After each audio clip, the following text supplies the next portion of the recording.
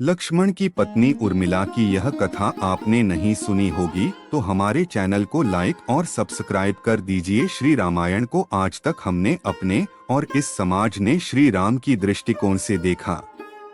लक्ष्मण को देखा, देवी सीता को जाना, हनुमान के भक्ति भाव को जाना, रावण के ज्ञान को पहचाना, लेकिन कभी यह नहीं ध्यान दिया कि इस रामायण में अगर कोई सबसे अधिक उपेक्षित और अनदेखा पात्र था तो वह थी लक्ष्मण की पत्नी और जनकनंदिनी, सीता की अनुजा उर्मिला।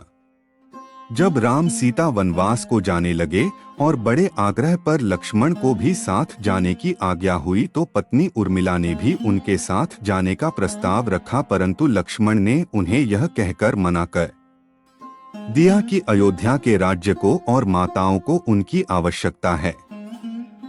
असीम पतिव्रता थीं उर्मिला के उस नवयौवन कंधों पर इतना बड़ा दायित्व डालकर लक्ष्मण चले गए। वह पल, वह जीवन सरिता जो कोई भी नववधु अपने पति के साथ गुजारती है, वह उर्मिला के नसीब में नहीं लिखी गई थी। पतिव्रता स्त्री ने जीवन के चंचल पड़ाव पर भी, अपने पति से दूर रहने पर भी लेशमात्र भी किसी और का ध्यान नहीं किया। यह उर्मिला का अखंड पतिव्रत धर्म था। यह उर्मिला की अवर्णित, अचर्चित, अघोषित महानता थी। उर्मिला के महान चरित्र, अखंड पतिव्रत, स्नेह और त्याग की चर्चा रामायण में अपेक्षित थी, पर वह हो न सका। सबसे विकट क्षणों में भी उर्मिला आंसू बहा सकी, क्योंकि उनके पति लक्ष्मण ने उनसे एक और वचन लिया था कि वह कभी आंसू न बहाएंगी, क्योंकि अगर वह अपने दुख में डूबी रहेंगी तो परिजनों का ख्याल नहीं रख पाएंगी। यह कोई कल्पना कर सकता है कि अपने पति को 14 वर्षों के लिए अपने से दूर जाने देना और उसकी विदाई पर आंसू भी न बहाना किसी नवविवाहिता के लिए कितना कष्टकारी हो सकता है।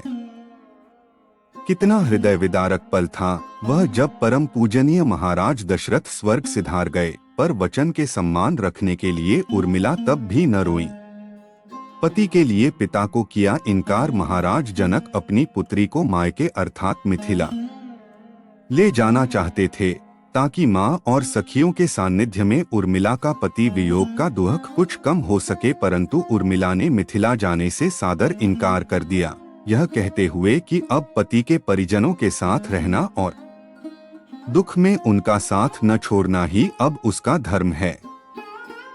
14 वर्षों तक सोती रहीं। बहुत से लोग इस बात से परिचित हैं कि अपने वनवास के दौरान भाई और भाभी की सेवा करने के लिए लक्ष्मण पूरे 14 साल तक नहीं सोए थे।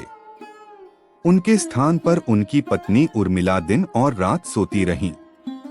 लेकिन यह बात बहुत कम लोग जानते हैं कि रावण की बेटे मेघनाद को यह वरदान प्राप्त था कि जो इंसान 14 वर्षों तक ना सोया हो केवल वही उसे हरा सकता है। इसलिए लक्ष्मण मेघनाद को मोक्ष दिलवाने में कामयाब हुए थे। रावण के अंत और 14 वर्ष के वनवास के पश्चात जब राम, सीता और लक्ष्मण वापस अयोध्या लौटे तब वहां राम के राजतिलक के समय लक्ष्मण जोर जोर से हंसने लगे। सभी को यह बात बेहद आश्चर्यजनक लगी कि क्या लक्ष्मण किसी का मजाक उड़ा रहे हैं।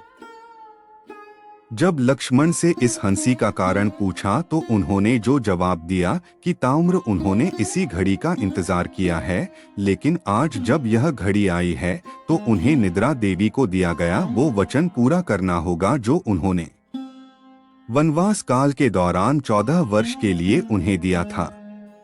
लक्ष्मण ने नहीं देखा भगवान राम का राजतिलक। दरअसल निद्रा ने उनसे कहा था कि वह 14 वर्ष के लिए उन्हें परेशान नहीं करेंगी और उनकी पत्नी उर्मिला उनके स्थान पर सोएंगी। निद्रा देवी ने उनकी यह बात एक शर्त पर मानी थी कि जैसे ही वह अयोध्या लौटेंगे उर्मिला की नींद टूट जाएगी और उन्हें सोना होगा।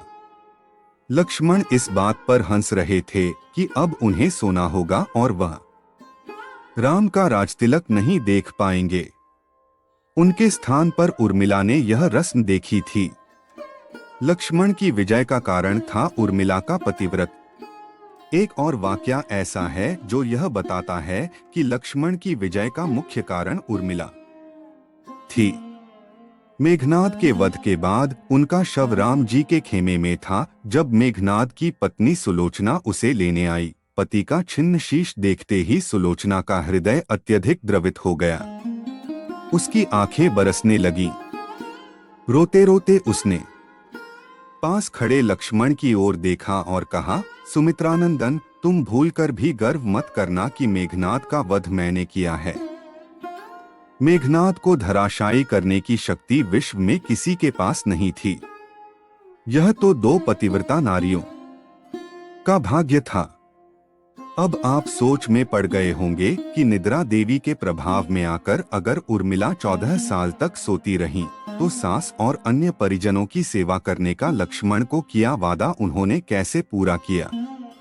तो उत्तर यह है कि सीता माता ने अपना एक वरदान उर्मिला को दे दिया था।